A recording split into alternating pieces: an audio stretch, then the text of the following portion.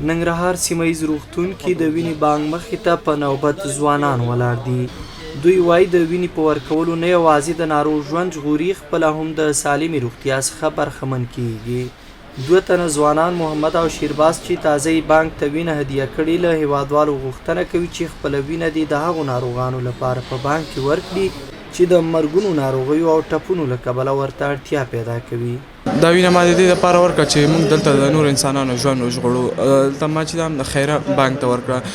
ټولو خلکو باندې مې دا غږ ده چې راشه د نور کلینیکونو ته ځئ، سایتامو ته ځئ، خپله وینه دا کوي که چا زیاته نور خلکو ته وینه ورکړه چې د خلکو ژوند وژغورئ. نو هر څوک دې خپله وینه ورکړي که چاته پکار وي، دا ثواب کار هم دی او هېڅ تاوان نه رسوي، ځکه تازه وینه که ورکړي تا ته نوره وینه جمع کېږي.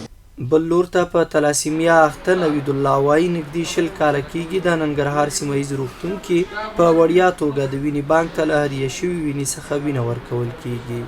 په ځوانانو باندې یو غږ کوم چې ځوانان راشي دلته وینه ورکړي، پوهنتون نه راشي، نور همداسې ښه ځوانان موږ لرو باید راشي دلته وینه ورکړي چې یو ژوند وژغوري، ډېر ثواب لري.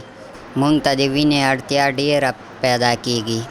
ورته مهال ننګرهار سیمه ییز روغتون کې د وینې بانک مسؤل نورزاد خان همت وایي هره ورځ ورته لسګونه رضاکاران راځي او په وړیا توګه وینه ورکوي.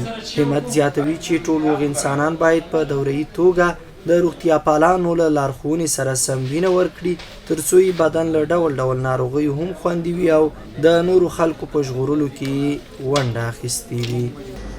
زه په ټولو ځوانانو باندې غږ کوم چې راشي او هغه ناروغان چې وینې ته احتیاج لري، وینې ته ضرورت لري، د الله په رضا وینه ورکړي. وینه خو هېچ چا ته ضرر نه کوي، د دې په ځای چې ضرر ورته وکړي ضرر نه کوي بلکې فایده ورته کوي.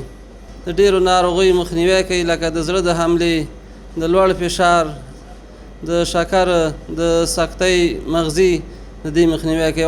د مسؤلینو په وینا هیواد ته د نورو کډوالو ترڅنګ هغه ناروغان هم راستانه شوي چې د وینې ستونزه لري او دوی ورته له بانک څخه وینه ورکوي.